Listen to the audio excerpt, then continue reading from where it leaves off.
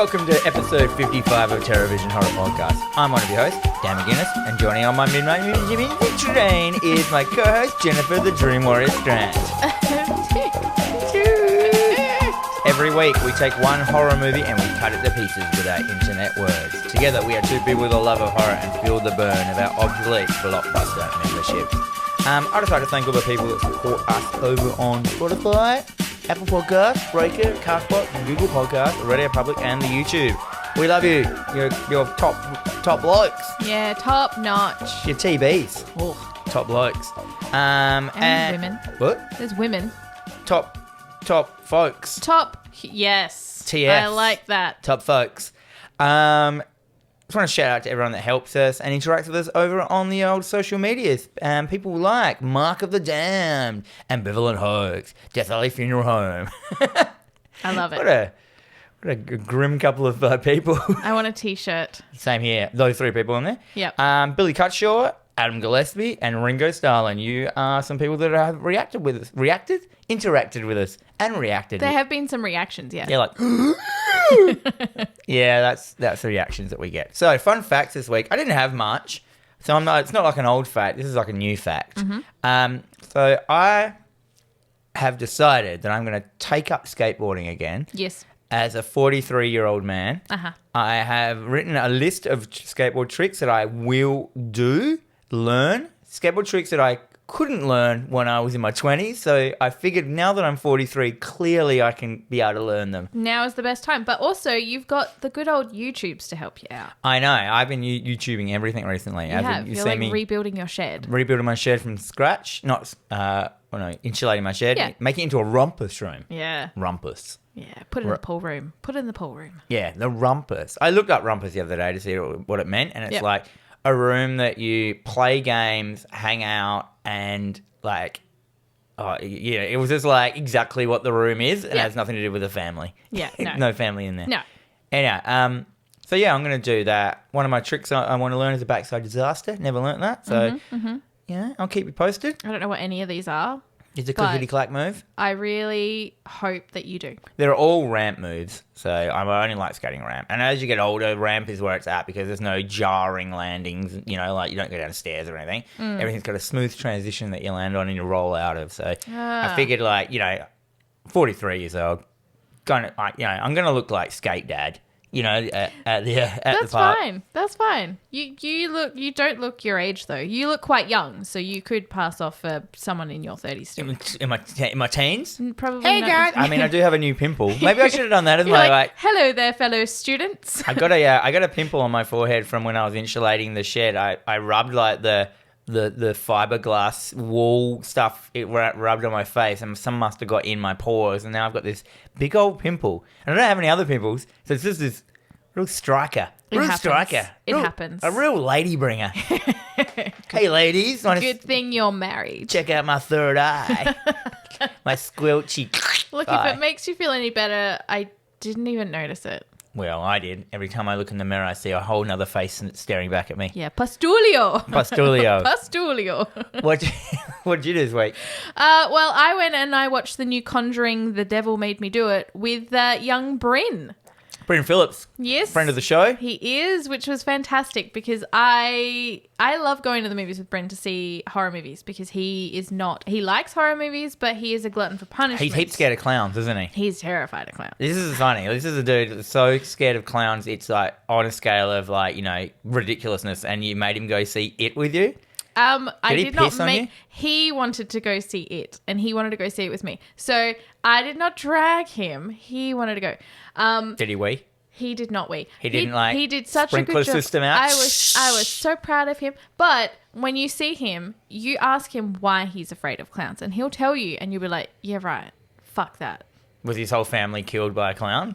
No, not quite. Nothing quite that. I quite enjoyed the movie. It was nothing different or spectacular, but it was very enjoyable. And we all know that I have a huge old crush on Vera Farmiga, if that's how you pronounce her name. Yeah, we were talking about this before. I didn't realize I haven't caught up with The Conjuring since like the first film. How many are there now? If you don't count the doll ones? There's 3. So if we don't talk about the doll ones, there's only 3 Conjuring. That's quite achievable. Yeah. Yeah, You all could right. do it. Maybe we should do it. One of them. We'll do a Conjuring for an episode. We'd have to do the first one because I can't remember what's going on. We could do all of them. I remember thinking this is a fresh look at horror movies the first time I watched it, but I can't remember any detail. And I remember it's got that man in it with the forehead. Yep. The Conjuring man, like the main guy. Oh, Patrick Wilson? Yeah, he's got a forehead on him. He does have a forehead. Yeah. He where he reminds me keeps a all bit his of secrets. like Job from Arrested Development, that actor. Yeah. Yeah, he's got that look, that breed of like of windswept back hair. Could be balding, probably not, but still strikingly chiseled. Yeah, he is very chiseled, but yeah. So I bet he's got abs. Maybe not so much now, but back then, yeah. Oh, you reckon I'd he's say kind of so. a bit doughy? Well, I think now he's leaning into the dad bod, which good for you. Good for you. But anyway, I saw the film with Bryn and I was so proud. And he also mentioned when we were leaving, he's like, I was remembering all the tropes that you guys have talked about in the show. He's like, so, we have to go see this guy. He's the expert. He's the doomsayer. Yep, okay. Doomsayers and I've got experts. that. I've got that. And then, That'd be a good podcast name. yeah, doomsayer and experts. Yeah. Fuck or yes. just doomsayer and expert, like you're the people. Okay, nobody steal that. We might do that. That So, could yeah. be our second podcast.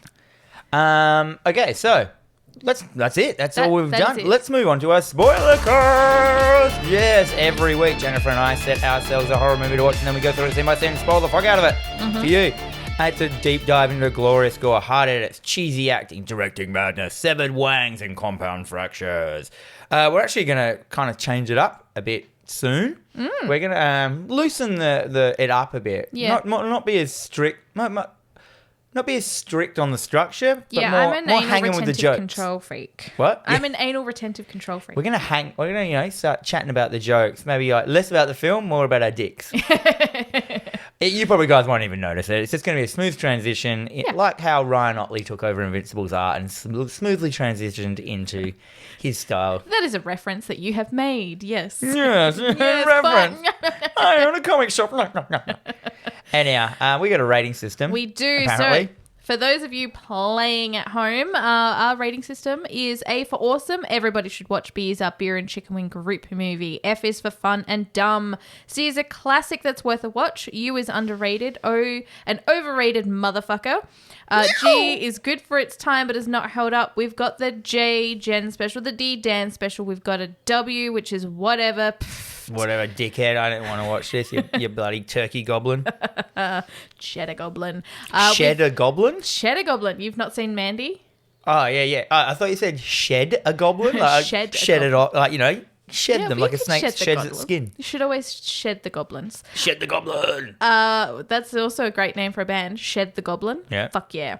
Kesha, which is the low budget hot mess, and we have the C minus. Craft is stellar, but I hate the content. And finally, the McConaughey, the cream of the crap, the fucking fucked. The we watched it, so you really don't have to. The acting madness. Oh. We haven't had a McConaughey in a while. We really haven't. It makes me sad. Which is pretty good. This week, from your choice, Jen, we watched The Exorcist III from Yes. 1990. Now, I hadn't seen this because everyone is a well-known fact that the third movies are kind of shit. So I'd avoided this. But I'm going to go out on a limb here and say this is actually the second film. Yes. Like spiritually. Spiritually, physically. Spiritually. That is fine. Absolutely fine. Because I can't remember The Heretic. I know I've seen the second one. But this is a direct follow-on from the second film. And, done. Just 15 years later. That's why everyone looked older. That's exactly right. What yes. are its vital statistics, Jen? All right, so it is written and directed by William Peter Blatty, who actually wrote the original Exorcist novel.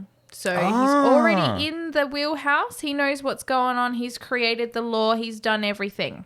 Yeah, right. Yes. So that gives it mad cred. Why didn't It people is get mad stiffies over this? Cred. However, don't want to go too far into the fun facts before we start, but the book that was written and the book that this is based off is actually called Legion. So it is still about a Gemini killer, but they obviously gave him the opportunity to turn it into a film, and then there's a whole bunch of information. You mean it's not about sexy angels with Uzis? No. Have you seen that Legion film? No. It's actually pretty good. I have no desire to watch some sexy angels with Uzis. Actually, now that I say it's actually pretty good, I'm going to take that back because I can't remember any of it. I just remember it's just a whole film where people are stuck in like a diner. Yep. And there's like demons on the outside come, and then a sexy angel with an Uzi comes down and goes, "I'm going to protect you guys." And it's like this, like these demons are coming in and they're just shooting them with Uzis, which does sound cool. Was it directed by McG?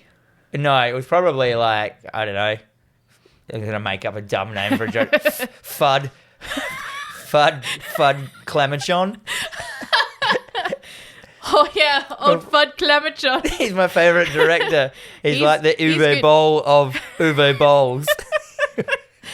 He knows his Uzi shit. Anyway. He only makes films where characters have Uzis. Angelic Uzis, yes, thank you. This movie also stars George C. Scott, Ed Flanders. Yeah. Like Ned without But the... not. I know. I get it. Howdy doody. Which one's he? Who does he play? He is Father Dyer, Which one's that one? the one who dies. Dyer. I'm just going to like get people ready for the fact that I didn't learn anyone's name in this film. It's true. Halfway through I realised there's like 6 priests and I just called them all priests. You really did. It also stars Brad Dourif, who we know and love as the voice of Chucky. Oh, Yep. which one was he? He was the Gemini killer. Oh, you're right. Yeah. Spoilers. Anyway, and then of course Jason Miller, who is reprising his role as Damien Karras from the original Exorcist film. Yeah, right. Yeah.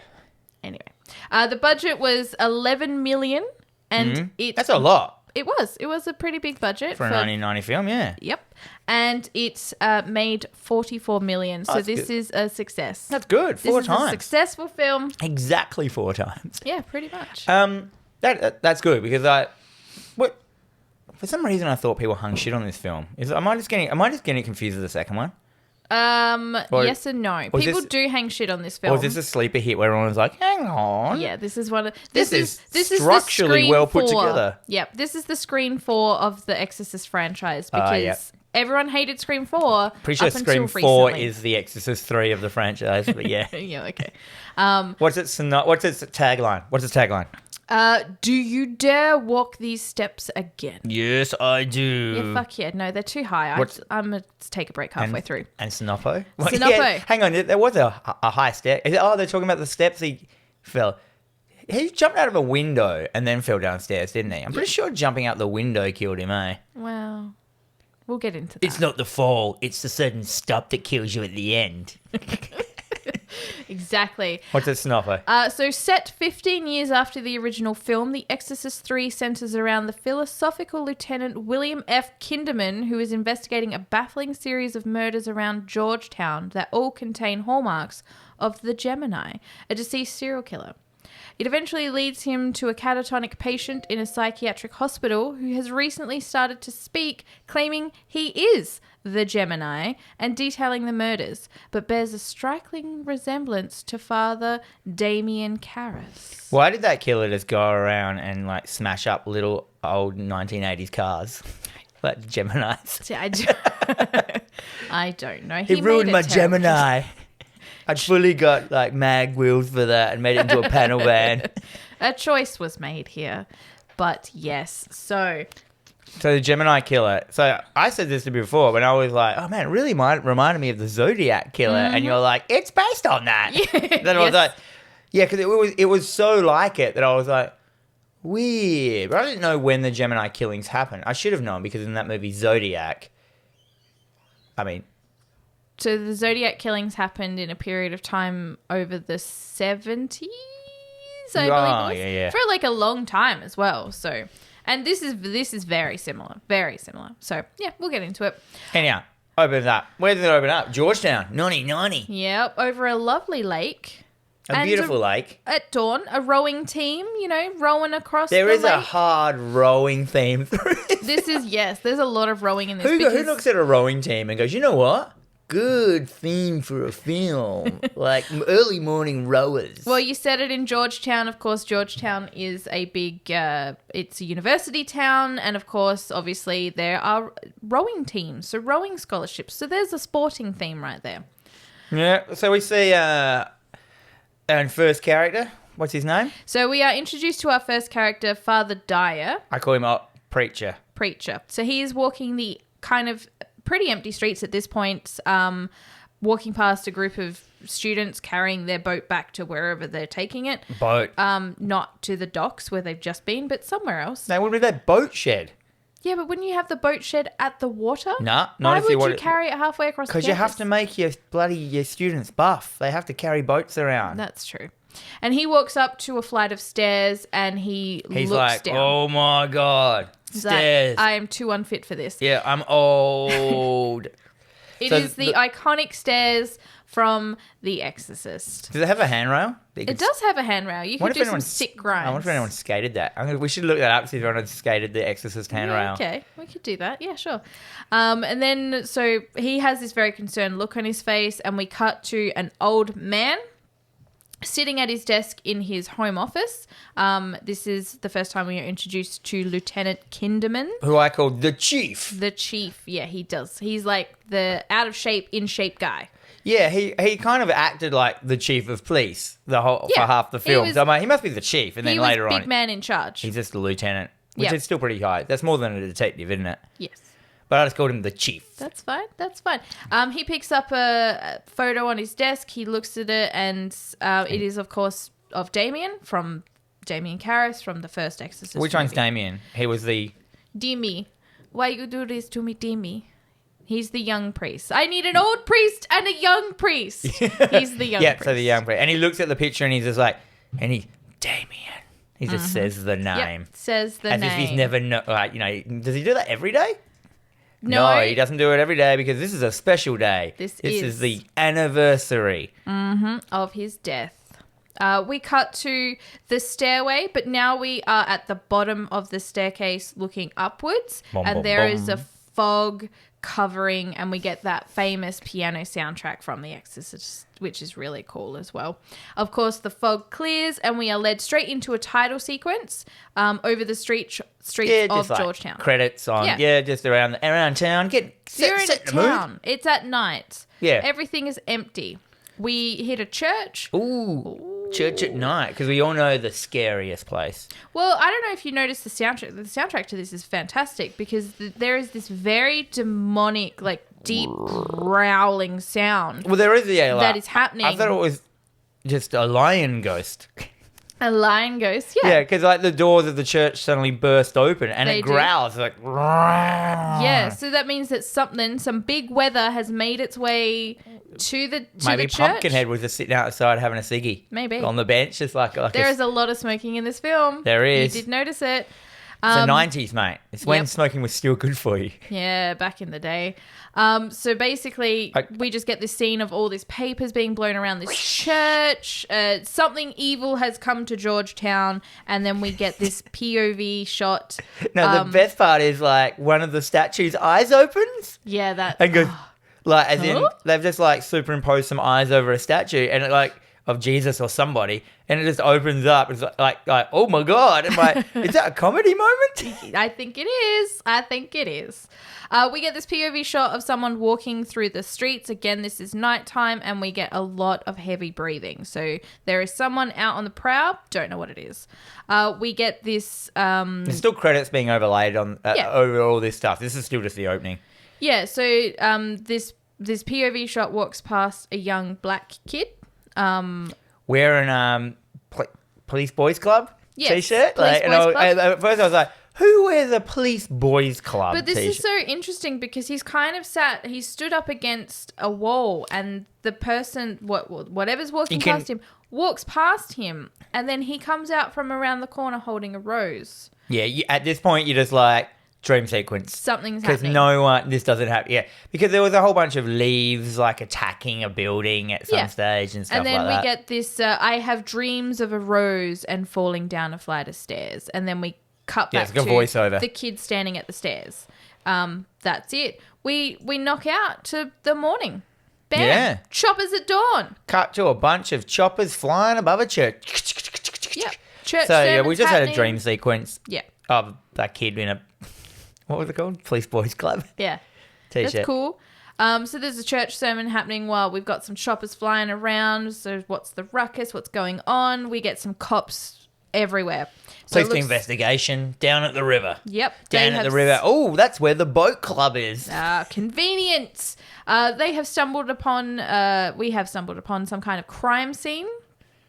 And then we cut straight to Father Dyer talking to his apprentice. So after the sermon has happened. Protege. Yep. Yeah, I don't even know. What would you call? I don't know religion. Priest in training. Yeah. And he starts talking. Altar boy.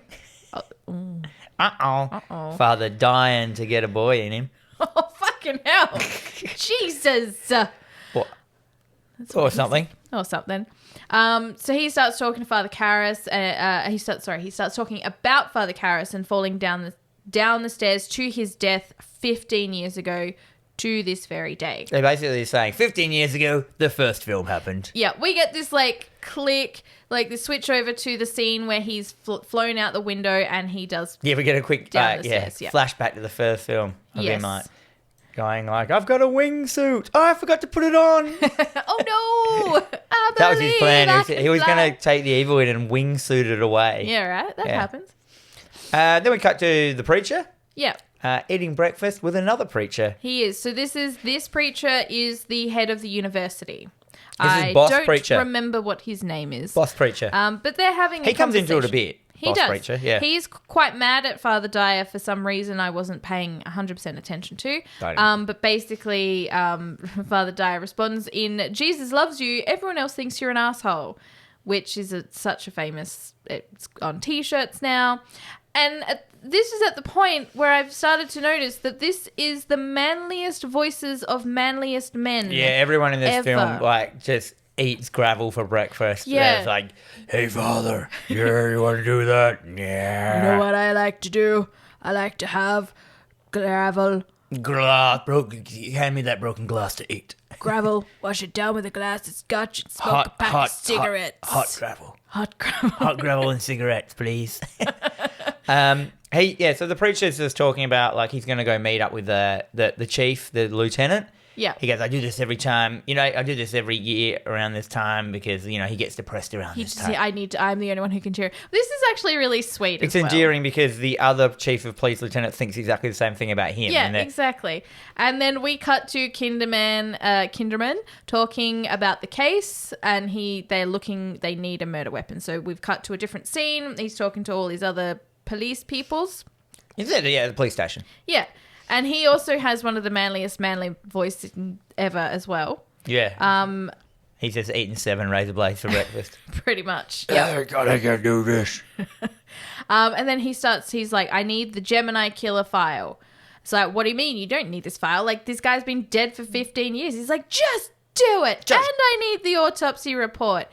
And this is a point that he's just trying to talk about, go home and see your family. Once you've done this, go home, spend time with your family, and talk about Whaps. And I'm like, is he a Cardi B fan? What's Whaps? Whaps was this song which I have still yet to hear. I'm so happy. But it's that wet-ass pussy song. Whaps. I'm going to look up Whaps, what it means. Because I didn't understand what he was talking about. And but I'm like, oh, I do understand this reference. Whaps definition from the free dictionary on the internet says... wireless application protocol. Oh. I don't think it's that. Yes, go home and talk to your family about that. Yeah. A whap of snow? I don't know. Something's happening. He said a thing. I thought it was funny. I don't know. Yeah, I want to know what it is. Actually, this is whap I've looked up, not whaps. Are you sure they said whaps? I've got terrible hearing, but yeah, I'm 95% sure he said whaps. Whaps. It can be the Western Australian Police. Oh, yeah. Service. The Weighted Airman Promotion System.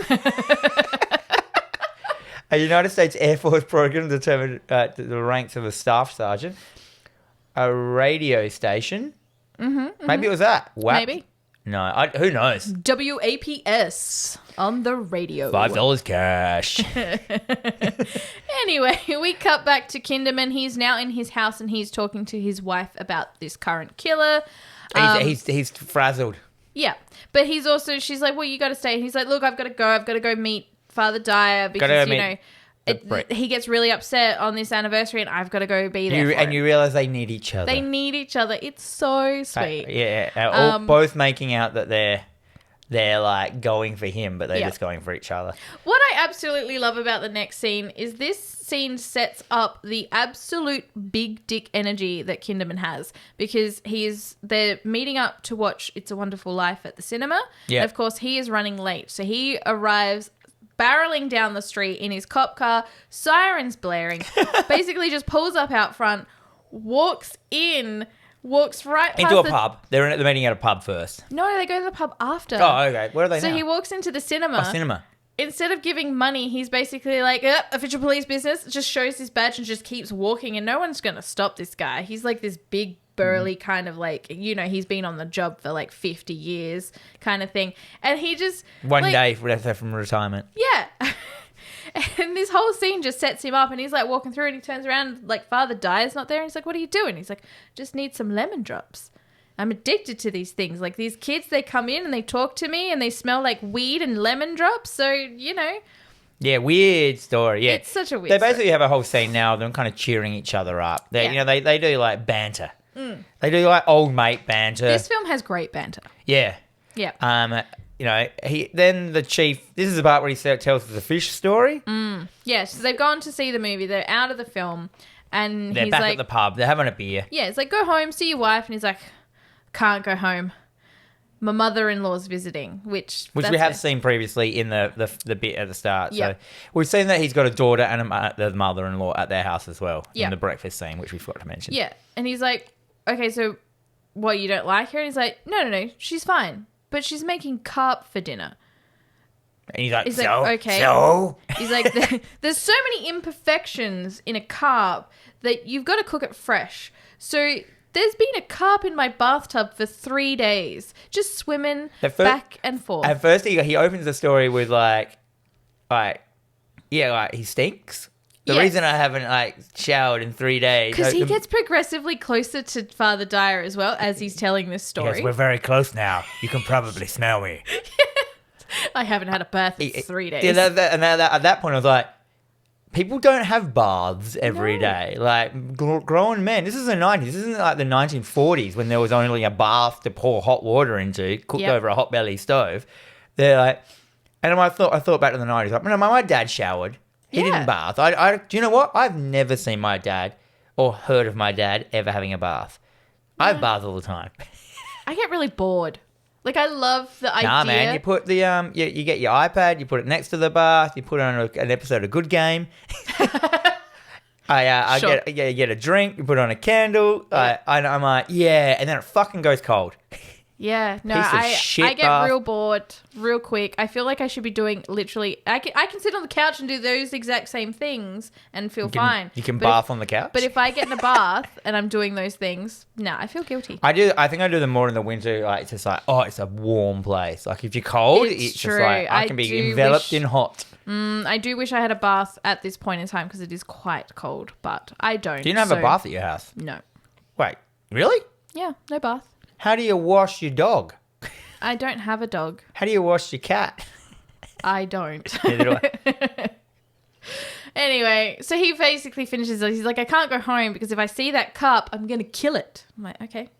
But I'm like, it doesn't matter. No, that's Just fine. have a shower. Just have a shower at your mate's house. Yeah, go to Father Dyer's house. It's fine. Yeah, I'm sure he's... So they decide to go out to dinner and then they start having like the stock standard like... Bromance.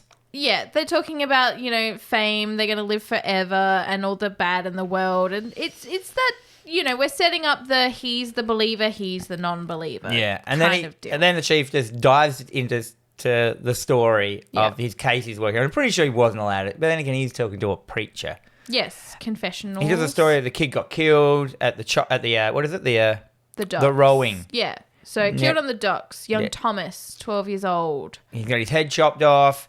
He had ingots jammed into his eyes. As we all know, ingots are just big blocks of gold. Blocks of steel. I thought they were primarily always gold. I don't know. Why would you put gold through someone? That shit's worth money.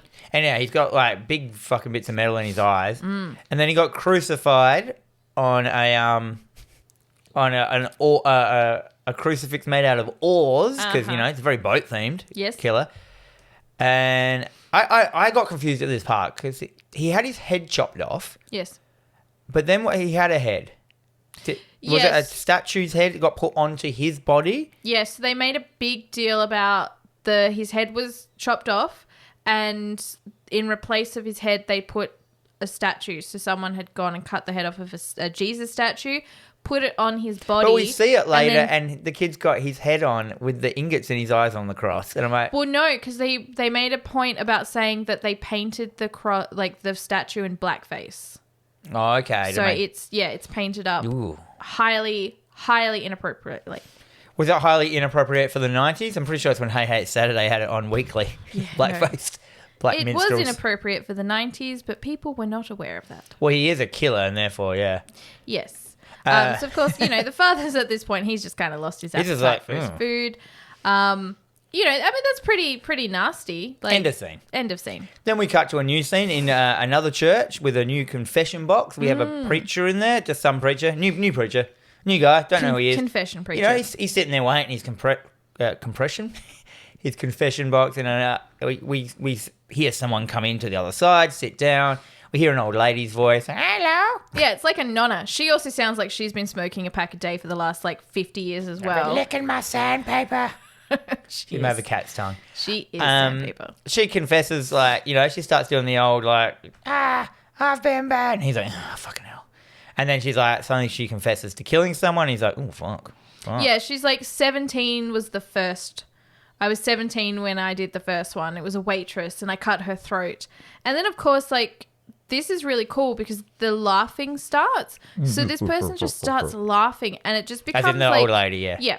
And then it just sort of turns into this horrid laughing and then this screaming. And then we cut to the preacher's face and that's it. And then police tape outside in the rain. Well, so we cut forward. There's obviously been a foul doing in this church. Mm-hmm. I do declare there's been a murder. And now the preacher's dead. He is dead. The chief walks in. He's like, what the fuck's going on here? Yeah. So we've got people dusting for prints, bagging up evidence. There's a woman over there crying for some reason. The chief don't care. He's like, fuck that shit. Let me look at the body. Yep. So Kinderman approaches the covered body and he picks up one side and looks at a hand, drops it, covers it up, goes around to the other side, looks at one hand. He's got a corpse hand fetish. He does. Clearly. He really does. And that's all, really. That's it. Yeah. He's just and he looks at the hand. He's like, fucking hell. Exactly. He's seen something that he's like, that's bullshit. Mm-hmm. So it's now nighttime, and Kinderman is hanging out in the confessional booth, and he's just sitting there playing with the sliding door.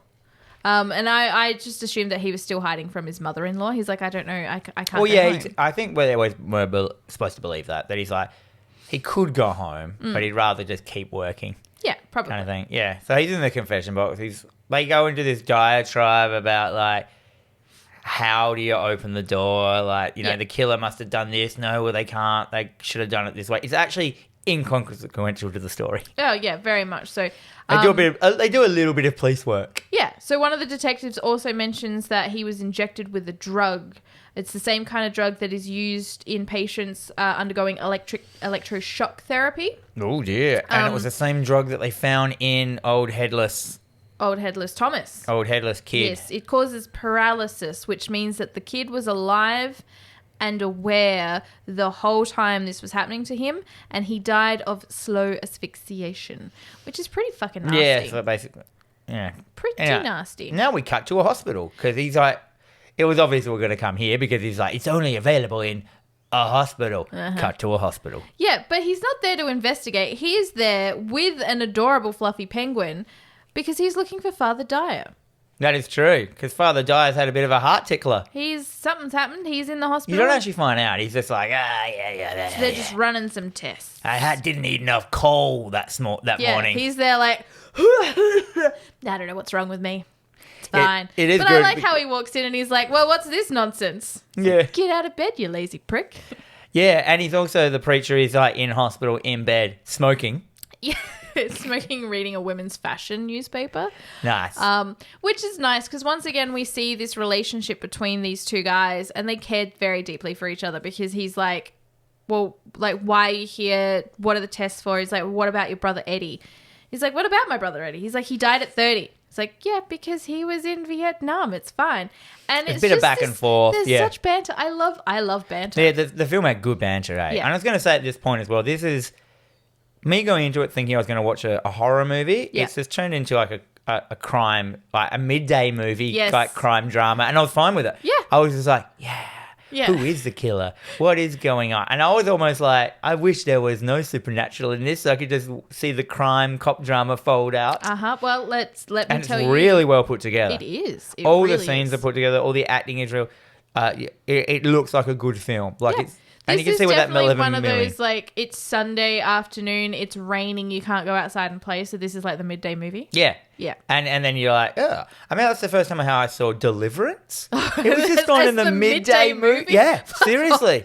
Oh my And I was God. like- That was like one of the ones that would be on that, you know, you'd put on the TV at like midnight and there'd be a movie on. You're like, movies aren't on at midnight. What is this? Why is this little kid playing guitar? Exactly. Fucking kids. Bloody kids. Anyway, we get these like weird sequences of nurses screaming at someone and then the nurse coming in to issue the wrong medication and just he lights up another cigarette, which is really funny. I thought she was going to say something, but she's just like, cool, give me one. No, she didn't say that. No. But basically everyone in this film just smokes in the most inappropriate places. Yeah, It's just- well, you remember back in the day, you could smoke literally anywhere. Yeah, I remember when they brought in the old no smoking in pubs thing, and to me that was rad because I used to go out quite a lot, and I could only ever wear my set of clothes I went out like that night because Yeah. the next morning it was just thick with cigarette smoke and it made you feel sick, and you had to like. I remember like being as drunk as anything, coming home from partying at like 3 a.m. I still had the vigor in me to take my clothes off and hang them on the line so I could wear them the next morning. Yeah. Because like, it was that full on. You Like, pretty much just got to put them straight in the wash and you have to have a shower and wash your hair. yeah, and now kids these days, they don't know how easy it is. Just you can wear that t-shirt all week. Yeah, no, gross. Yuck. As a former smoker, it does get stuck in you, and I don't like that. If you're smoking outside, it's fine, but if you're in an alleyway where there's too much, you'll walk back and you'll be like, oh no, it's on me. It's I in don't me. like that. I am it. Oh. Anyhow, the chief, he decides to fuck off. Yep. So he heads to an elevator and he's sitting. And what bomb. We see he walks past a statue of Jesus minus a head. Oh. And it really fixates on this. And you're like, It really okay. does. And then from then on, you're like, okay, I can pretty much plot this out in my head. Yes. At every part. But it's still fine because you still don't know for sure in this film, which is a good, like, a whodunit kind of thing. They always say in a good whodunit, I don't know if you told me this the other day, like, you know, if you can't work out who the person is, it's a bad whodunit. And if you can work out straight away, it's a bad whodunit. It's supposed to keep you guessing every point of the way. So even if you have a theory and you're like, okay, cool, I think this has happened, even if it turns out like that, if you're not 100% sure the whole film, that's good. Well, because there's always going to be something that's going to trip you up, because I think the idea is that as soon as you're in a whodunit, Especially you one- are just going to want to try and figure it out because you want to be the smartest person in the room. Especially one that's like a supernatural one where it's just like, well, if he wasn't there, he can't do it. Or can he? Because there's a really famous... I remember when I told Ross at work that I was watching this film, he goes, oh, is that the one where the guy comes out with the little famous scene? And I was like, I mean, I rewound that scene a couple of times and looked at it because it's cool. Anyway, It's we'll so get to cool. that scene. We will. I'll show you when we're talking about it. Yes. And Chief goes to the elevator, he fucks off. Yeah, so now, is he back in the police Yeah, station? now we cut back to the police station. Yeah. The chief is talking to other detectives about the preacher murder. As He in, was like, also drugged. And Yeah. he's like, and we got something else. He's like, what? He's like, prints. there were 2 fingerprints. 2 fingerprints. What do you mean they don't match? There's 2 fingerprints? Oh. Actually, I never got this bit at all. What did that imply? So that there was... There were 2 people there? Yeah. So, because that's when they talk about how there shouldn't really be 2 fingerprints, but it's possible because you could just reach your hand in and pull it and then close the door from the other side. Yeah. So that whole thing. So, but really what it is, and you figure it out later on, it's like, oh yeah, that makes sense why none of the prints match, which is really good. Anyhow, they're baffled about that. Then we cut back to old Chiefy at police asleep at home. Yep. Dream sequence. Oh yes, it's sleepy time for Kinderman, and he has a lovely little music box next to his bed, which drops. Why would you even have a music box on in your bed? don't We get a montage hospital montage, there's a dream sequence, angels, murder victims, midgets. So this is like midgets with the grandfather clock. Yes. Is that the word? Vertically challenged. What's the word for proper? Little people. Little people. Is that the word? Yeah. Sorry about that. That was a misprint from my mouth. That's it. Yeah, I think little people. Yeah. Yes. But yeah, so it's basically like Heaven's Waiting Room, very similar to Beetlejuice. Yeah. It's but at first it kind of comes in with this montage of all this crap. Yeah. And then we see Fabio. Do you remember Fabio's Fabio? in there. Yeah. He's the most beautiful man in the cosmos. Remember when he got hit by the seagull? No. Oh my God! Do you not know that? What? So Fabio was on a roller coaster and a seagull hit him in the face and broke his nose. There's footage. Look it up on YouTube, everyone. It's so good. I'm gonna post it. It's gonna be great. We see old Police Boys Club murder victim kid come up to the chief. He says some shit. Doesn't really matter. He does, because it's so good. He's just like, sorry you were murdered, Thomas. I really miss you. Yeah, it's all very. He says it so matter of factly. It's all very casual. This dream. Yeah. There's a band playing. There's a really cool jazz band. I'm like, fuck yeah, this is some good jazz. There's an angel with some tarot cards. They went ham on this dream sequence. Samuel L. Jackson's also in there. Is he? He is. He's sitting in a chair. He's overdubbed though, so it's not his voice. So he's sitting in a chair. But he's got a good voice. He does have a good voice, but yep, he's sitting in a chair. There you go. Fun little fact for you. The preacher's there. So there is an angel tarot cards in front of a man. This man turns around to look at Kinderman, and it is Father Dyer. We're like, what the fuck? So Father Dyer's got like his head's been stitched back on. And He's I'm got just big like, old staples. No, this is a foreshadowing. No.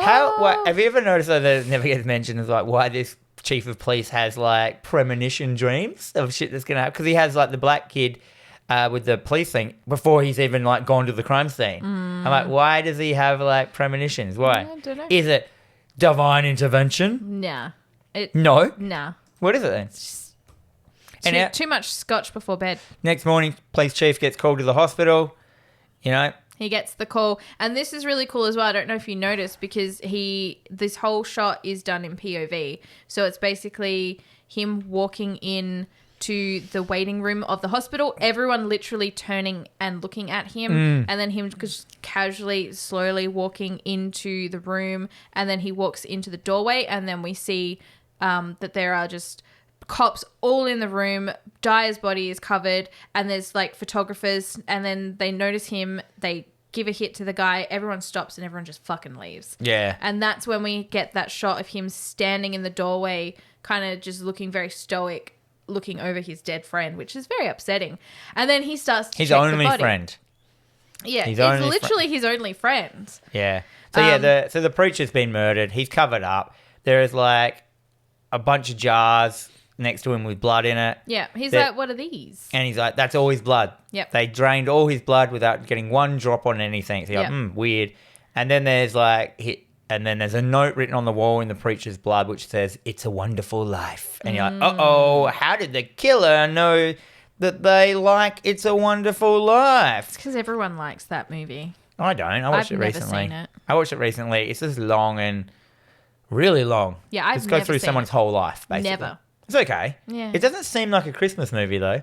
Yeah. Up until this point, I'd only ever known it from Gremlins. She's watching it, the mum and that scene when that came on, I was like, oh, it's this film, and that's right at the end. I watched the whole film. It's the one that the Gremlins mum watches. Anyhow. But this is great, because this is where Kinderman, he starts taking charge. He's basically he Liz Lemons it. He's like, shut it down. Yeah. Shut it all down. Yeah, he locks the hospital down. He does. So it's like, take a squad of men, do this, like no one in or out except for emergencies. And then it's just like he sits down with this nurse. Do you notice this nurse, all she gets is yelled at? She's also a fucking bitch. Yeah, but see how she gets treated by the males? Like, she just gets yelled at in this. And she interviews this nurse. She's very Nurse Ratched. Yeah. She's like, I saw no one. All I saw was an unconscious lady that came down from the crazy wall, which I helped back up and put her back in his room. He's like, crazy lady? Mm-hmm. Tell me more. Yes. She's in the neurology department. Yes. Cut to the neuro. I'm going to smash through these bits because we've already been talking for 45 minutes. Oh, fuck. we're trying to get this done in an hour, this one. It ain't happening. It's not happening, guys. No. So, yeah, in the neurology ward, so they're dealing with people with autism, Alzheimer's, that kind of thing. There's some weird guy who's, like, rolling around in a fucking electronic wheelchair, and he starts flashing at us. Yeah, it's basically the One Flew Over the Cuckoo's Nest, like, ward. Pretty much. And he talks to this lady who was unconscious. She's like, are you here to fix my radio? this was really hard to watch. Was Like, it? just the whole, like, these helpless people who have been put in this place. It's just very hard and upsetting. But she's basically talking about, like the dead people talk to me through my radio. Like, you know, can you... And it's good as well because she's like, oh, you're here to fix the radio. And he's like, yeah, yes. And she presents it to him and he's like, can you see it? And he's like, yeah, of course. And she's like, I fooled you. This is my telephone. Yeah, Like, she's got nothing there. Fucking hell. Zanged. Anyhow, they do that for a while. Then we have we got the doctor there, the neurologist? Yeah, so we are introduced to Dr. Temple, played by Scott Wilson, who is Herschel from The Walking Dead. Oh, I just called him the neurologist. Yeah, that's fine. So yeah, that next they go down to the disturbed ward, which is like, you know, the basement The ward. ISO chambers, basically. Yeah, which is basically like Dr. Gennard's like floor from Hellraiser that he keeps all the crazy people, which is basically exactly the same corridor. When it even opens up to like the crazy ward. So, which is it's basically a prison where they just keep people that are too crazy. Too disturbed, yes. Kinderman walks down a very long hallway. We see that he's got some pretty cool suspenders going on, and he notices someone in an ISO chamber. Yep. It's a silhouette of a man. He kind of is just looking in. He wants a little bit more information, and we get this voiceover that just says, I was only 21 when I died. Yeah, weird. It's so weird. Then we cut to the chief getting chewed out for locking down the hospital. He's in the office with the hospital executives. And like, you get chucked out of the fucking hospital. There's a lot of man yelling in this. Oh, there is so much man yelling. And there's Ken Lerner, who's a very good comedic actor, who's so young in this. And he's basically just like, you can't lock it up. Like, you can't do it. And Kinderman just is like, y'all ever heard of the Gemini? No, he fucking breaks down. He starts crying. He does have a cry. He has a crying scene. He's like, I'm so sorry. It all gets like, and I thought the scene was really good. And then he goes through and he tells the whole story of the Gemini killer, blah, blah, blah, blah, blah. The guy did it 15 years ago. He did all these same things. But what we report... So I'm just going to say this real quick. Basically, what got reported in the newspapers to the public was not... This is something that they apparently do. It's like his MO. Yeah, they report what the killer does, but they don't actually report it correctly. Yes. So then when all the crazies ring up and say like, oh yeah, I did this and that, they know they're crazy because they actually report. So examples of like, you know, in this one, I think they do stuff like they cut their left hand. All the victims had their left finger was always severed. Yeah, but that's not true. It's in actually another bit, but they do that in newspapers to weed out people, and they've done that. So, but this killer that's now the copycat killer that they think is copying the Gemini killer is doing the things that only the Gemini killer would have known about because none of it was released to the public. Yeah. And I'm like, that's cool. And I thought, well, maybe the Gemini killer is just a cop. Yeah. And this is good as well because this is a great scene where you see that the Kinderman is absolutely fucking hungry because he is chewing this scenery. He's just like going at it like ham and fist, having this whole moment, and it is an absolutely fantastic scene. And then we are basically like cut to the morgue. In the hospital at night. And he's like, we're introduced to all these tools. It's like this massive garden shears. Yeah. I'm like, what the fuck is this for? What would you do this for? It looks like a giant crab leg. I think it's like an when they have to amputate an arm. Yeah. Or something like that. And it's not, you know, it doesn't have to be amputated in a way that they have to care for it. Yeah. It's just basically a giant like garden snippers. Yeah. And we're basically, it's like, well, what's the tag? And he's like, oh, it's just it's a new product. He's like, what do you mean it's new? And he's like, it's only just came in. He's like, well, where's the old one? And I don't know. They binned it. Oh. So basically we're just saying, that there could have been this cutting tool taken. Yeah. So Kinderman, he's off talking to the priest, the head of the university priest, from the very beginning. Boss priest. And he's like, you know, like, what does this have in common? I need some help. Like, what could this have in common with blah, blah, blah, blah. And then the clock stops. And the chief gets a bad vibe and sees some papers moving. He does. And he's like, it could be the exorcism of the McNeil kid. So he's referring to Reagan. So this is the first time that they start to reference Ronald Reagan and the exorcism of that one. And then there is a laugh. They should have known something was going on. Papers float around and we Lights hear start some flickering. Latin being whispered and Kinnaman investigates and a door blows slightly, fucking whispering, lights flickering. He walks around. He ends up in the chapel. Did you notice the Joker statue? Yeah, what was with that? So as he's walking around, he walks past this statue and I'm like, that's a fucking Joker. Yeah, from Batman. Right? It's insane. How can they just saw that and went, that's creepy, let's put that in there. Exactly. There's more whispering and then we start to get that demonic growling that we heard in the church at the very beginning. Authentico. Jesus.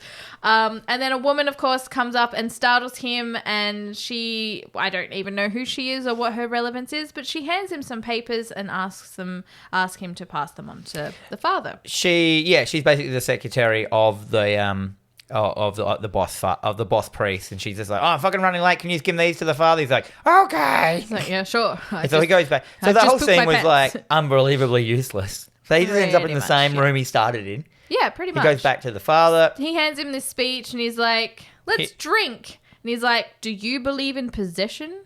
He's like, nah, I don't got time for that. But some other cunt does. But you should go talk to this dude because he is said to have performed an exorcism. Oh, the expert? So we've got the expert, and we cut to this beautiful bird. First, this guy's great.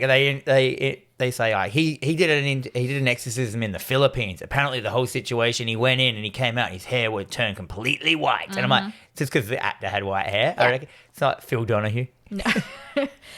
So yes, we are introduced to this different priest. He has very white hair. He has a lovely bird in the box, and the bird in the box suddenly dies. He's in like his own little tiny apartment. Like he's reclused away from society. Whatever this thing that he fucking did has really like glitched him. Yeah. He's not mad. He's just like, don't want to deal with that shit. Yeah, He's got like the old canary in the cage on the windowsill, which is a bird in a box. Yeah, pretty much. And we all know that when your bird in your box dies, you got a demon on your hands. It's true. Bird dies. Cross falls off the wall, and we get this very close-up shot of the Jesus on the cross start weeping blood. Yeah. And then, of course, what happens? Some big weather rolls in. Yep, into the room, and that's basically it, really. Into the room, and then we cut to the criminology database. So that guy's name from now on is Super Priest. Super Priest, because he's got a superpower of having white hair, and he's survived an exorcism already. So Super Priest, because we have to get our priests and stuff. Yeah, there's so many priests. That's fine. That is fine. So we are at the criminology database, and this is a lovely computer system. They're going through fingerprint matching, and they're like, "We've got a match," and it is Miss Clelia, which is. But that's impossible, they say. It is impossible because Miss, whatever her name is, was the older woman in the Alzheimer's ward that we'd spoken to. The radio lady. The radio lady. So they reapproach her and they're like, oh, you're the radio man. And he's like, do you remember coming in here and touching the jars? And he leads her in the room. She's talking about the jars. Nope, she's got no recollection of this whatsoever. So this is so strange. Why is this woman like this? Dun, dun, dun. Yep. So we got people are dying. Yeah. Apparently there's people with Alzheimer's. A woman who is doing it. Catatonic most of the time is the main suspect. So then they start to ask about the man in the isolation tank. So he was brought in. He goes to see the neurologist. Yeah. Dr. Neurologist. Yes. So 15 years ago, the cops picked him up, brought him in. 15 years ago? Hang on. Oh. Isn't that exactly the time that Convenient. possession happened? He's got total amnesia. And he's like... Amnesia? What is he, in a soap opera? Amnesia. That's so bad it gave me cancer. But he's rehearsing this. So no one's in this office with him. He's walking around with a piece of paper and he's rehearsing what he's going to say to the police. He's just... I didn't get much out. I just got that he's really... he knows... He really wants to say the right thing. He's just he's nervous and he's just like, fuck, we got to write this down. It is a weird scene though, It's very weird. So Kinnaman walks in. He's almost reading the script of the film. Exactly. He stashes the notes in his desk. He lights another cigarette off of his cigarette. And you see he's a chain smoker. Realize that he got some issues. He does. Issues. He ended up, so he starts on his thing, he talks about it, and he periodically has to he ended up catatonic, but recently, and he's leans over and he's like, He looks at his notes. Checks his notes. He's like, about 6 weeks ago, has slowly started to come out of it and get better. Then he got violent. So we locked him up. So as of 2 weeks ago, he's been in isolation, and here's the real kicker, Kinderman. He says he's the Gemini killer. Bom, bom, bom. Chief wants the man's file, so he just gives it to him, doesn't he? Yeah. Yeah, just gives him it the to Chief, file. please. Once again, he sits down with Nurse Ratched, and she's He's just a cunt. They're both cunts to each other? Yeah. It's like they're just shitbags. Yeah, and when bits of the file are missing and stuff like that, he's like, what's going on? And she's like, well, it never got done. Yeah, she's just like, what do you want from me? Yeah. Fuck you. He goes, where's like that? And he yells at her for a while. And that's the end. She just gets yelled at. It's true. So he starts positioning the police in all the locations around the hospital. It's like, you need to go over here, you need to go over here, you need to be doing this. And at this point, he kind of has a bit of a stumble. And you're like, I think he's going to have a heart attack before this movie starts. And at this point, the chief divulges? No. Divulges, yes. He tells his other detectives, he goes, call me crazy, but I think the guy downstairs in that cell is Damien Karras, which is, I had to look it up because I didn't know who Damien Karras was, but he's the preacher from the first Exorcist, as in the young guy. He was my best mate, and I saw him that night. I saw him fly out of the window, fall down those stairs, and die. He's like, but I think that's him in cell 11. Yeah, because he hasn't seen his face yet, has he? No. So the chief goes down and visits the crazy guy, who is now known as Crazy Guy in my notes. This is like the guy in the straitjacket.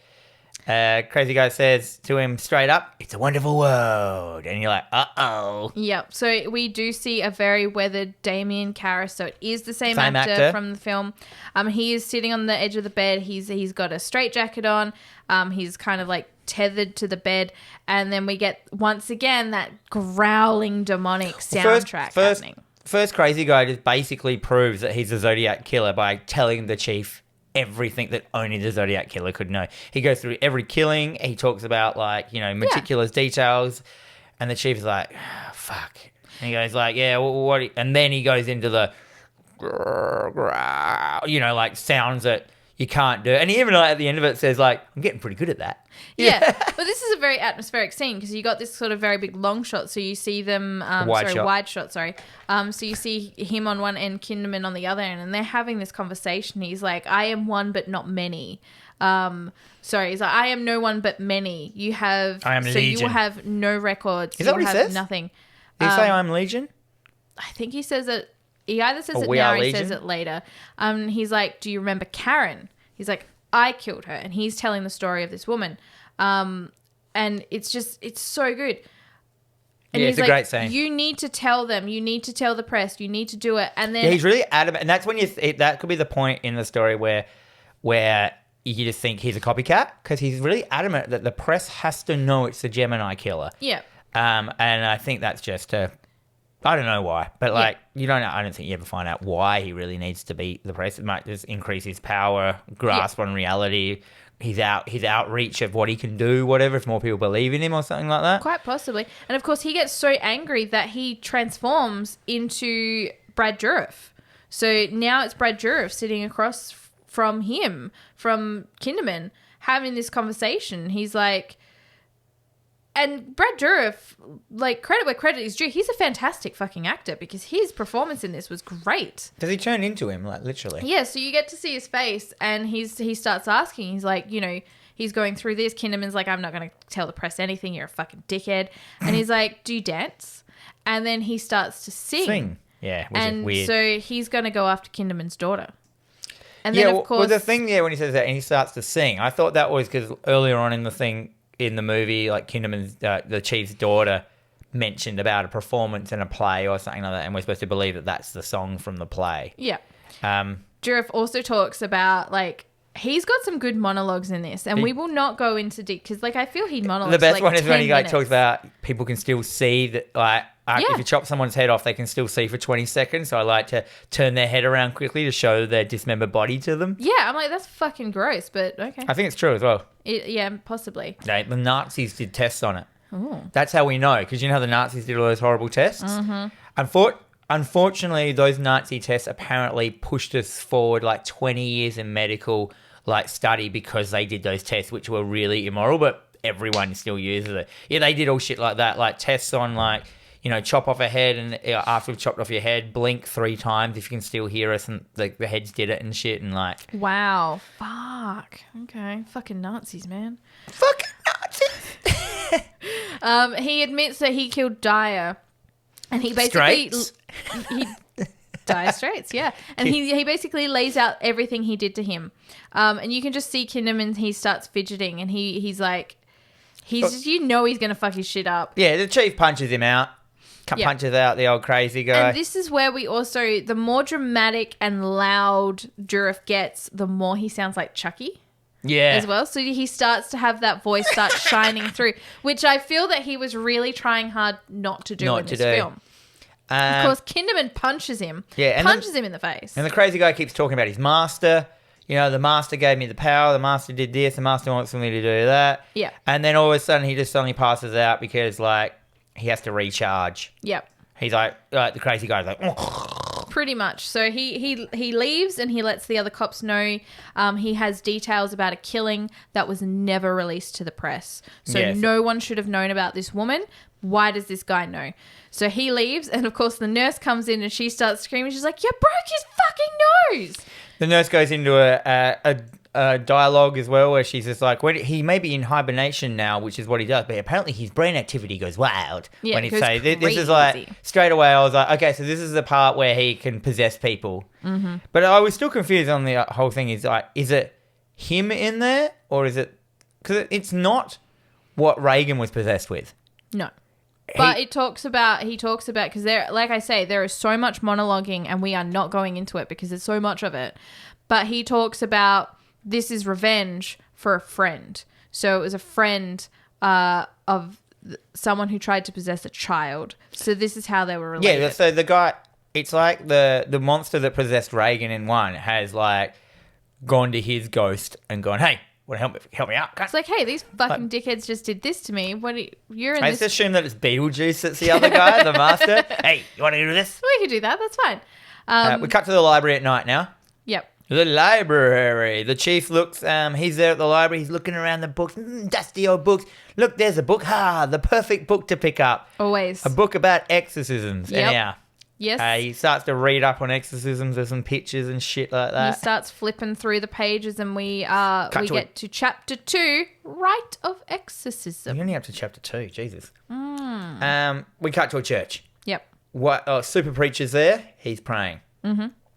And then then we cut to the chief, and that's it. Yeah, that's it. Super preacher is just kind of like this. He's like readying himself. Yeah. This is his equivalent to the Rocky montage. He's training. Yeah, the training. Or in Commando when you see him putting all the gun belts on and shit like that. This is him. Yep. So this is all we get from that pastor, the super priest from the whole film. He's just fucking getting ready for the final showdown. Mm-hmm. Mm-hmm. Chief is now, we cut to the chief. He's at his house. He's reading the book. Yep. He's like, I'm studying the dark arts. That's right. And then this guy comes and goes, you're a wizard, chief. You have to come to our Hogwarts castle. So he's reading about, we are legion because we are many.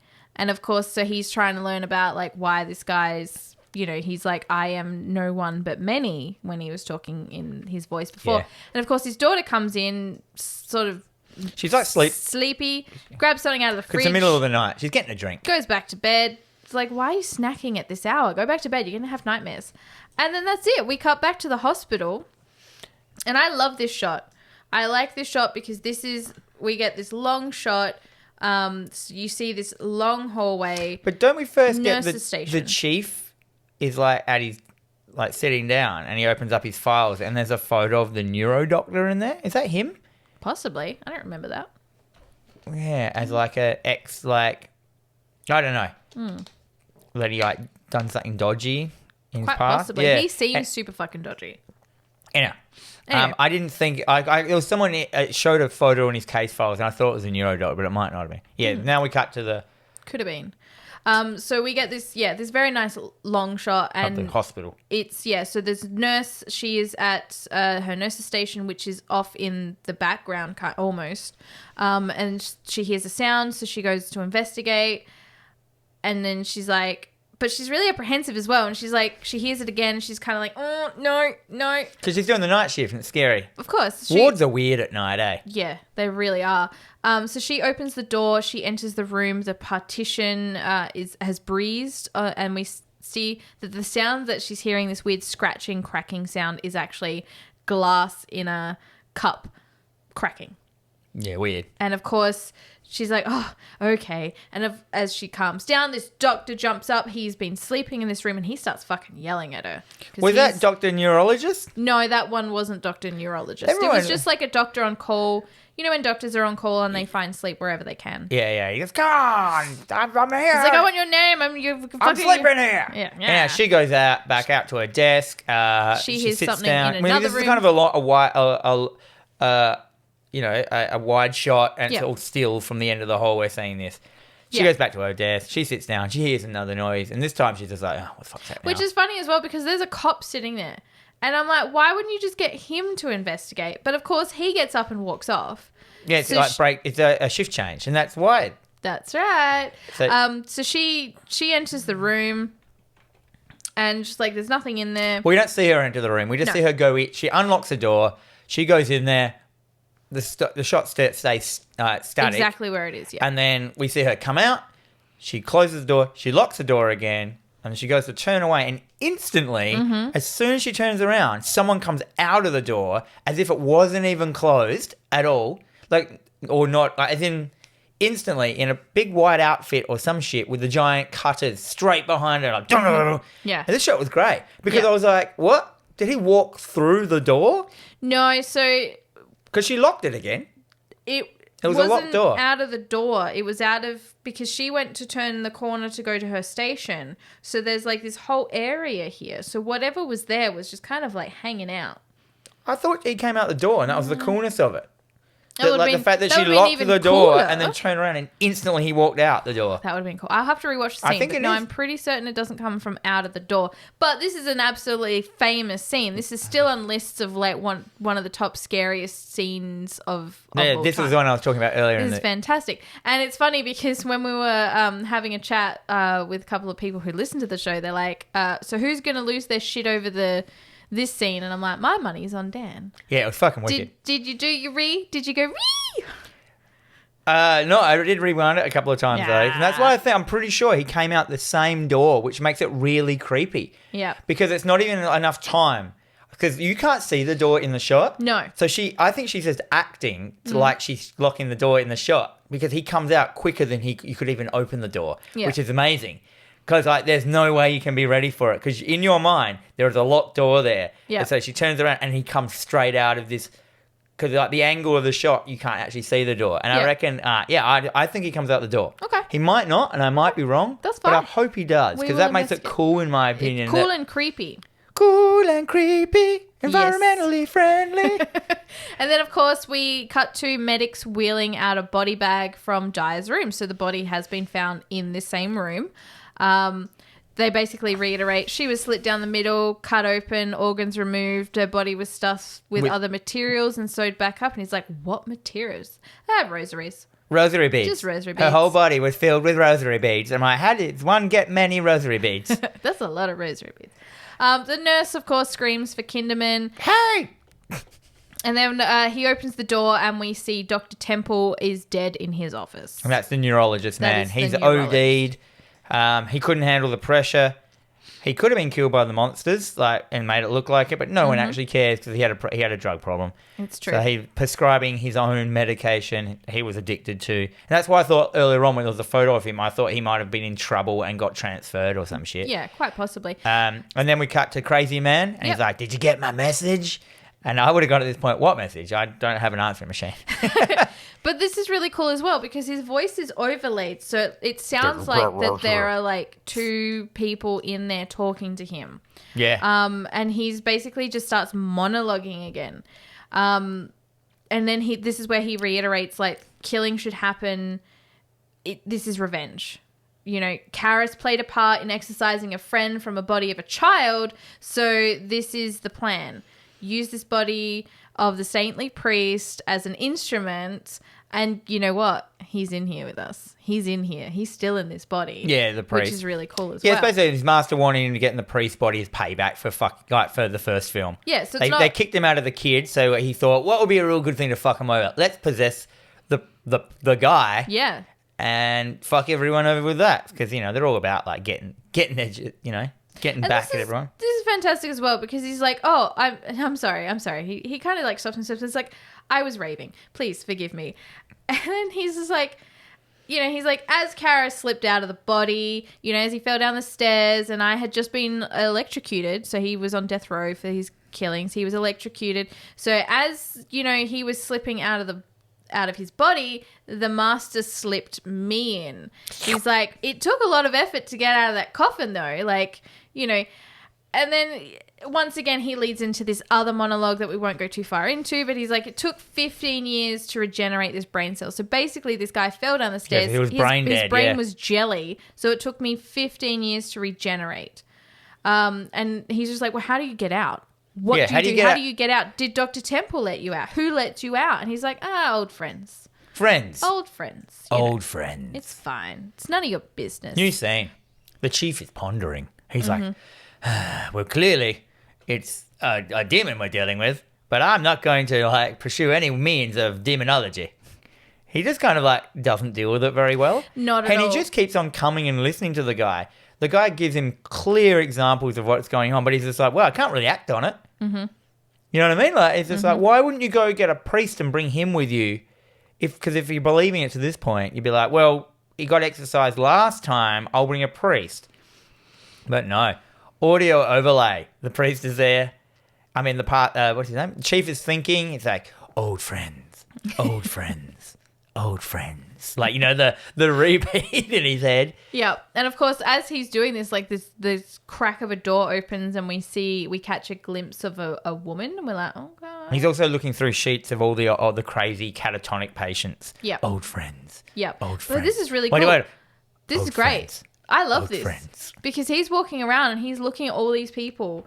And of course, she starts crawling across the fucking roof. We have to set this scene. So, yeah, he walks into the crazy ward, the catatonic ward. There's all these people there drooling and being old and sitting in their wheelchairs and, hear things. And you just see him looking around. And, yeah, you see a shot from behind him. You just see a lady crawl. The lady that was... Actually, we haven't mentioned her, have we? This is still the radio lady. Yeah, you see the radio lady crawling on the roof like a fly. Yeah. But what makes this effect really cool is she's in fast motion. Yes. And he's in normal motion. So you see this lady going yeah. like crawling like a cockroach or a fly or something on the ceiling, a la very Exorcist-y vibes that they still try to do today. And I think this one looks great. It does look great.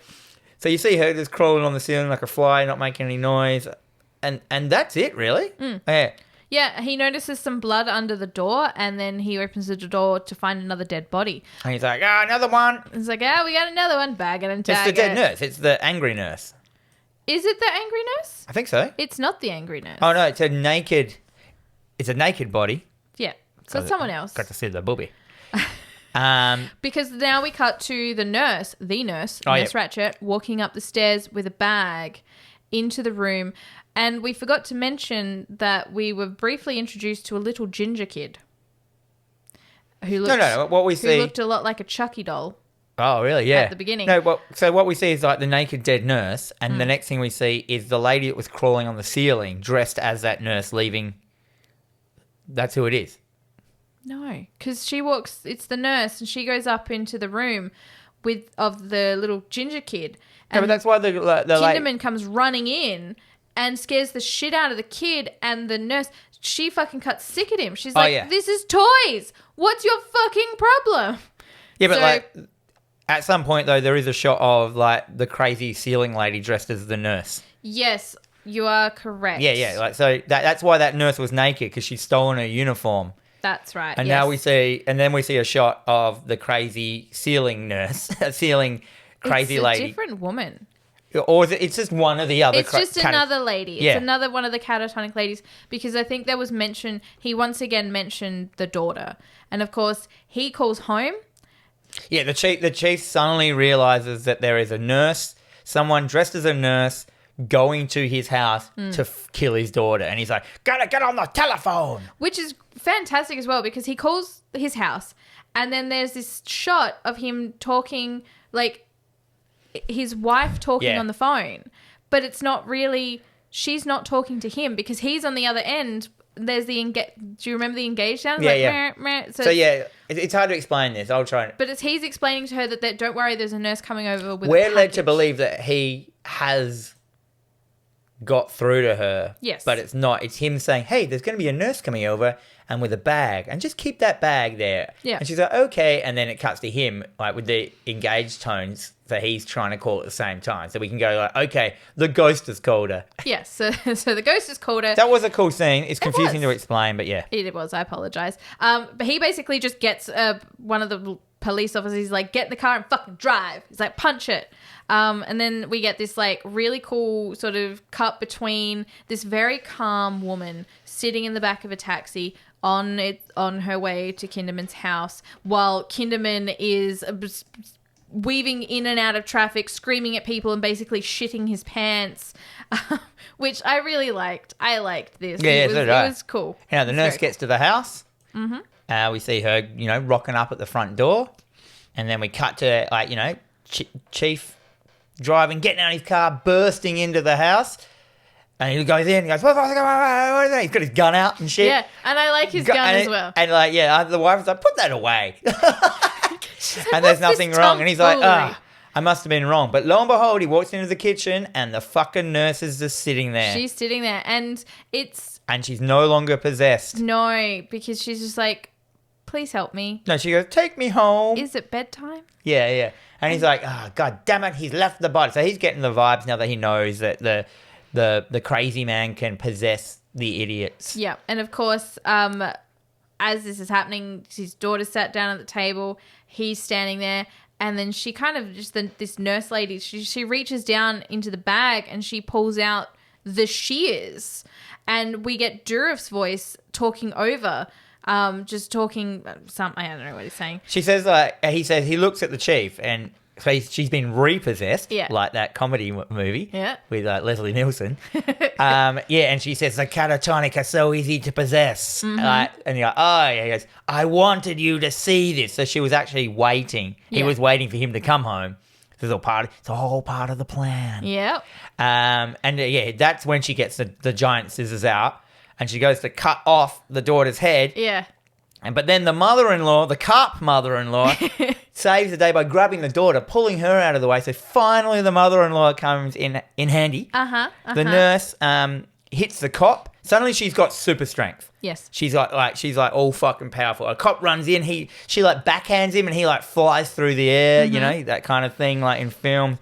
The evil nurse then grabs the chief and starts strangling him, going, ah! Like Evil Dead styles. Yep. I liked it. And then just stops. Then she suddenly, then suddenly she kind of like goes, and something's happening.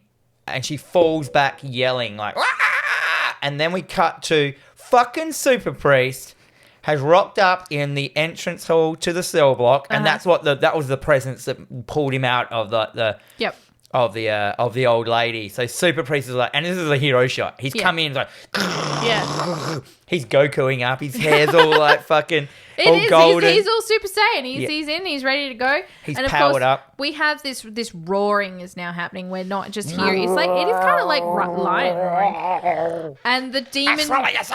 He opens the door, and the demon, whoever's possessing this guy, he knows this priest from the last time. He's like, not you again. Yeah. So I'm like, am I led to believe that he exorcised this demon previously in the Philippines? Yeah, I think that this demon, the one that was exorcised from the first film, is the same demon that got exorcised from the Philippines. He's not a good demon. He's not super good at possessing. It might be really hard. He's like, maybe it's my first day. Maybe he just did a TAFE course and not a uni course in possessing. That's the problem. Always. No, then again, TAFE courses are very hands-on. I reckon you'd do better, because a uni course in possessing would just be all the theory, and you know the theory of possession, but you don't know until you actually try. Until you try on a body, you don't really know what it feels like. It's squishy. You know, it's hard to move. Malleable. Yeah. You get erections when you Oh. don't want it. You grow hair in strange places. Oh, that's puberty, Dan. That's Oh. puberty. Yeah, sorry. There's a difference? No, as far as I'm aware. The door slams and he proceeds to dump holy water on him and start his... He says, let's get this exorcism on the fucking road, motherfucker. And of course, the room is now kind of on fire and there are fucking cobras everywhere. And Why is it cobras? Why? Why isn't there cobras Why? everywhere? And then there's just snakes. Snakes out. Why? No. Stop. The idea that, so the exorcism starts, and then suddenly the floor is lava. Like that game. Yes, but the floor is snakes. Snakes and lava. No. Cobras and lava. And I'm like, all right, cool. No. I was like, cobras and lava. It's horrible. And the priest he's just fucking shrugging it off. He's just there just reading out his Bible. He's like, I cast you out. And then, of course, we get the really cool demonic laughing. He's unfazed. He just keeps going with his reading. At this point as well, the priest starts to sound like the Emperor from Star Wars. I don't know if you noticed. No. He did. He also had big voice energy. But then fucking crazy demon man uses the power of gravity to fling the super priest up onto the ceiling. And explode his Bible. Explode his Bible. That's good as well. Now the super priest is stuck to the ceiling, but he's not just stuck to the ceiling. His skin has melded. He's literally stuck to the building. So he's ripping his face off the ceiling, which is pulling his skin off. Oh, this looks cool. Yeah, that was good. And that's right. This is a horror film. Yeah. That's up to this point. The chief rocks up into this. Yeah, so now the chief just suddenly rocks up into the cell block. Mm-hmm. Chief of police, he's like, "What the fuck are dicks going on?" So the priest is laying there. We assume that he is dead. Yeah, so the priest has ripped himself off the ceiling, so half his skin is still on the ceiling. This looks cool. And he falls down to the ground. And I'm like, super priest, that wasn't a very good show. Yeah. And the place falls quiet and dark. And then the chief rocks up. And he rocks up and he's like, uh-oh, someone's opened the Hellraiser box in here. Mm-hmm. Not again. But yeah. The chief goes into the cell. Yep. Demons are like, don't worry about Julie. We'll get her. He finds the Bible all burnt up. Mm-hmm. And he sees like the priest like a super priest kind of lurches out of the shadows, all dead and fucked up. Yep. Well, we assume he's all dead and fucked up. And he's like, oh, God. The chief wouldn't even know who that is. No. He's like, there's that priest in here. He pulls out his gun and he's just like, pray for me, Damien. And he goes to shoot. But of course, he gets flung against the wall as well. And he gets... So, yeah, now Chiefy's stuck to the wall in the crucifixion pose. And the demon's like, do you believe? And he's like, yeah, I believe in death. And I'm like, oh, that would be a really good line. Like, if you're about to, like... It's like, yeah, because the demon wants him just to say that he believes that he is the Gemini killer, which would, solidify something and maybe give him some more power. But then Chief is like, he does his fucking monologue here and he is like, I believe in like good. He starts off to saying good things. Yeah, and then it just gets really bad. It just starts getting grimmer and grimmer. I believe in fucking the murders of children. I believe there are people doing this. And did you notice that the demon is just sitting there like, what? Yeah. He's like, good? And he goes into this thing of everything he believes in, which is like all the horrors that he's seen through his police career. Yeah. And basically, and then he ends it with, and I believe in you. Oh, and then some big fucking weather. It starts to rain. We get lightning strikes, opening up the floor. Yep, in the cell. So it's raining from the cell. Lightning strikes, opening up the floor. And again, a legion of what I assume to be naked victims. men. They're all victims of. They emerge. So the floor opens up into a hole. Yeah. And all these arms are coming out, like hell arms are coming out, and up from in the fucking hellhole, the hands pull up the rowing oar crucifix. Yes. Which has the dead the police boys club guy on it. Yeah. And we see the ingots. But was that the statue's head at this point? That was the statue's head, yeah. We see that kind of imagery that we never saw. That's what I want to mention as well. This film had no violence in it. It was all explained violence. You never saw the nurse get killed or be slit open. Yeah. You never saw the kid. They only ever talked about the violence, which is what made it feel like a midday movie to me. Yeah. But until this point where you see this crucifix going on fucking oars. Yeah. We also see Damien, Father Karras, on a crucifix, and it cuts, and it's like it seemed like this was just a hallucination. It didn't really happen. It all disappears. But the priest, super priest, he went Super Saiyan 1 when he should have been Super Saiyan 4. He's still alive. He should have, yeah. What's the other one called? He should have been like Rose Goku. That's God Goku. That's the Goku. silver one. I can't remember what it's called now. Ultra Instinct. Ultra Instinct. He should have gone Ultra Instinct. Should have been Ultra Instinct. And he calls to Damien. And yeah, so he's still alive. He's crawling on the floor. He's got all his face is fucked hanging up. off. He's just like, Damien. And he momentarily gains control. So Damien gains control of his body again. And Kinderman basically just fucking shoots the fucking shit out of him. And he's there just laying down, and he lays one in the head for some good luck. Yeah, the chief yells, Damien, fight it! And like Super Priest, then points the cross at the crazy man, which is Damien. And then the room lights up, remember? Like a god beam comes in going, oh! And I was like, what? The only thing I don't like about the Exorcist films is that it says that God's real. I prefer just demons to be real. Yeah, right? Yeah. And then the crazy guy, like Damien possesses his body back for a second. He goes, Bill, shoot now, kill me now. And the chief basically unloads 6 shots into him. Yep. And then the light fades away, and the chief walks up to the now dead body. He's not even dead. He's still alive a bit, and goes like, and the crazy guy looks at him, who is now Damien. He goes, we won, Bill. I'm free now. And the chief, and then the chief shoots Damien in the head. Yeah. One more time with his imaginary bullet, because I'm pretty sure those guns only had 6 bullets in them. Yeah, I'd say so. 6 shooter. And then we hard cut to a blood moon. So that's the end of that scene. So he basically wins by like Damien grasping back his body for a second, giving him time to shoot him and kill him, which I'm pretty sure, does that mean the chief's going to hell because he murdered someone? Yeah. Oh, well. Probably. Maybe all the good he's done is going to weigh up because, well, all these religious people, they only do it. If you repent on your deathbed, I'm pretty certain you're fine. Cut to the blood moon. Cut to a bunch of priests. So now we're at the funeral of Damien Karras. Yep. Who died 15 years ago. Mm-hmm. They're giving him a re-funeral because they realise all the priests, they know what's going on. They're like, the fucking dickhead. Yeah. Cut to a bunch of priests watching the funeral of Damien Karras. The end. The end. Done. Bang. Done. Oof. Hit it hard. Fucking great film. Fucking great film. Final thoughts, Jen? I love this film.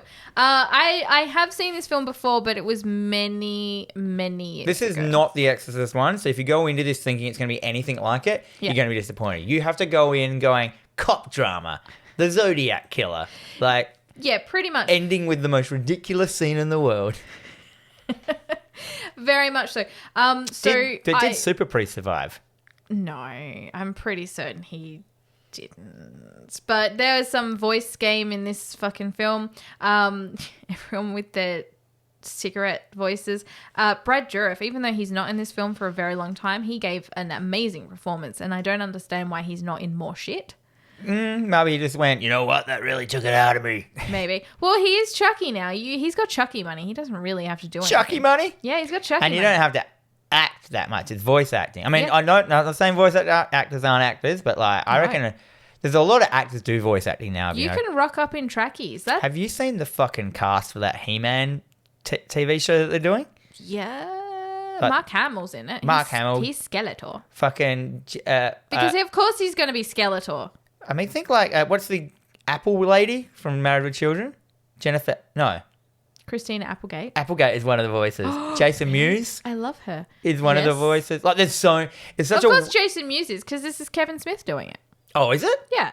But like, there's probably a cast of like 40 people, and all of them are someone. Like, it's crazy. I saw the cast of it, and I don't know how I feel about it, but I did like about the trailer. I know it's gone off topic. That's fine. I did like about the trailer that all the vehicles and monsters are just the toys. Well, they haven't it's got that black disc thing that has the red shit spinning around it, and like there was no reason for any of these toys, but they've just kept them all in there. I'm like, yeah, that's good. That's fine. I want to see all the toys. Because I didn't see a lot of the toys in the show. I just had the toy. But, Yeah. you know, the horse, the robot horse, it shows its hoof coming down. It's just the most donkey. It's just like geometric shapes, like Yep. the toy. And it's just like they didn't even jazz it up or robify it or anything. They're just like, cylinder horse. Why not? It's fine. No, Absolutely I like it. fine. I like that idea. I mean, I don't know. It's up or down what it's going to be. I mean, they used that song to make us all like it. Of course. And clever trailer editing. But I'm like, before that song cut in, it was pretty facepalmy, eh? I haven't watched it Oh, because I have no strong feelings one way or another of He-Man. of He-Man. Yeah. Kidding me? No, I was more of a Dino Riders girl. Well, they could rewrite that. Yeah. They Anyhow. should. What else do you think? Look, so we haven't gotten into our little fun facts yet, but I understand why this film turned out the way it did. But I am interested to see the director's cut Is there? with the original storyline. And I think they did release one. There was a whole thing about like Morgan Creek who distributed it. We're like, no, we don't have the original footage. Sorry, JK, we do, like 20 years later. Oh, yeah, it was stuck under a... Yeah. So that we just didn't want to a give small it to you. baby calf. Exactly. Not a lot of blood or gore, but I liked everything that I got out of this film. This film was so much fun, and it's one that now that I've been reintroduced, I'm like, yeah, this is definitely a rainy day movie. Yeah, you have to sit down and just know you're going to watch a really good example of well-made craft, of like acting, cutting scenes together, intricate plot, but simplified down so you can understand it. Good acting. There's a lot of old men. There are no young people in this thing apart from the poor bloody police boys club kid. Yeah. Who gets it. And he's quite young as well. And Yeah, he he's gets like 12. He gets his head chopped off and ingots put in him. No one wants an ingot in their eye. Hurts. Yeah. Yeah. No, I really, really enjoyed this, and I hope that you also enjoyed this, Dan. Yeah, I was What are your weirdly enjoyed it. Yeah. I did think it was a bit strange that the main character gets killed off halfway through and the chief becomes the main character then. So the main character in the first half was like the preacher man, what's his name? Dyer. Yeah. He's like the main character, and then it really threw me. That he died. Yeah. No. Yeah, it was set in the 90s, but it really felt like an early 80s film. Yeah. It's really weird because hospitals are used for so long, like the buildings, and they don't update them a lot. A lot of this was set in the hospital. It seems like it's like an early 80s looking film. So it's quite throw-offy, being in the 90s, but it's not. It seems like a period piece made in the 90s, but it's not. It's supposed to be set in the 90s because it starts with 1990. Yeah, well, this is very much like TV movie kind of vibe to it. So, it had the same sort of vibe to it that the original Tim Curry It had. Yeah. Yeah. Like Let the Blood Run Free. Do you remember that? I vaguely remember that. That comedy show in the hospital? So a little fun fact about this film. This film was made based on William Peter Blatty's novel Legion, which was published in 1983. So Morgan Creek decided to call it The Exorcist III Legion, even though the screenplay and novel featured absolutely no exorcism whatsoever. So after principal photography was completed, the misleading nature of the title was noticed. So it's like, okay, there's nothing to do with The Exorcist in this film. And the producers determined that additional scenes needed to be written and added into the film in order to make it more recognizable. Is that Super Saiyan preacher got popped in there? Well, the whole demon thing. The whole exorcism thing. So it needed to be more recognizable as a sequel to The Exorcist.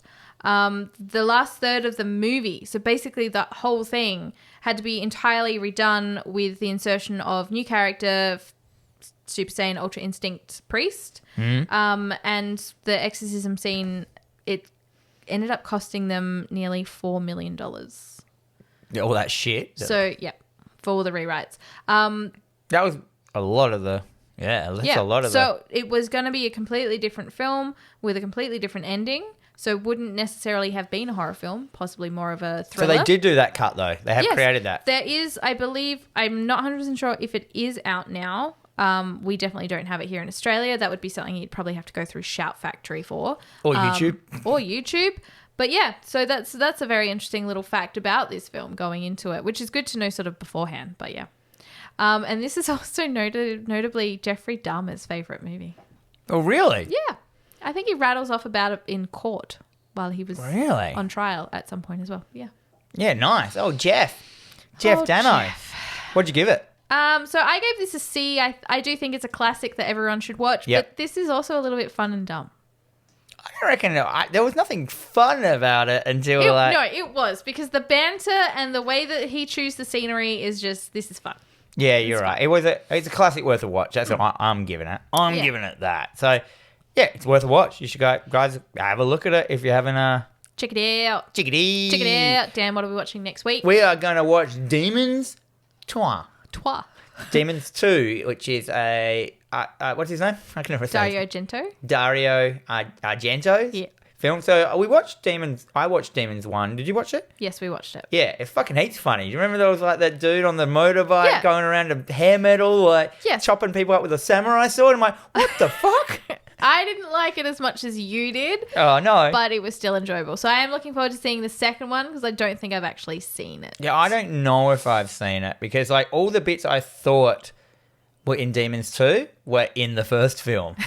Like the helicopter bit that falls through the roof. I thought that was Demons 2, but you never know. There may be another helicopter in this one. Who knows? I love it. We all know that helicopters are the best weapons against demons. So we're going from like exorcisms to demons. It's the same vibe. I love it. And as I said before, we are going to try out a new fortnightly change up. Are we going to do that? I'm announcing it now. Let's do it. So every second week, we're going to do more of a horror kind of like talk back vibe. So we won't be watching a film. We'll be like talking about some horror video games. We'll just be shooting the shit. Yeah, we might be getting to some creepypastas. We'll just be talking about horror stuff and just stuff that we love. We're just trying it out as a new thing. Yeah, we are quite busy people. Yeah, so the reason we're doing this is because a lot of us are very busy, and we don't actually. It takes a long time to write these notes about the film, so we're just trying to do every second week. We're just going to try something different. So we're going to look into a video game or something like that. We're probably going to play a lot of like beta games. I think like there's a lot of like real cool short horror beta games on PC and stuff like that we're just going to look into and have a bit of fun with. Because there's some great ideas out there, funny ideas. Because the big games like Resident Evil 7, everyone knows about that. But let's look into some of those little treasures that you can. Yeah. Also, like, hey, I listen to a lot of stuff. I read stuff, not as much as I should, but I do read stuff. Yes. So it'd be good to give you a shout out as to what we're reading or listening to. Horror comics. There's some fucking crackers at the moment. Department of Truth, Gideon Falls, all these beautiful. We'll try and we'll throw in some horror comic, maybe some horror reads and stuff like that. And it'll make me have to read something instead of looking at my pile and going, I don't have time for this. Yeah, but it might not work, and we might just stop it. But this is our podcast, so go fuck yourself. We do what we want. Yeah, but. Anyway, guys, thank you so much. You have been listening to TerrorVision Horror Podcast with Dan and Jennifer. We are unscripted and unedited, and we are available on all major podcasting services and also on the YouTubes. But no matter where you choose to consume us, please make sure you hit the like button, subscribe, leave a comment and a review, and make sure you share with all your friends. You can interact with us on both Facebook and Instagram at TerrorVision Pod. It'll keep you up to date with upcoming episodes, trivia, and of course memes that are 100% 3 years old by now. And if you want to get in contact with us in any other way, we have an email, terrorvisionpod@gmail.com. And remember, until next week, may all your dreams be nightmares.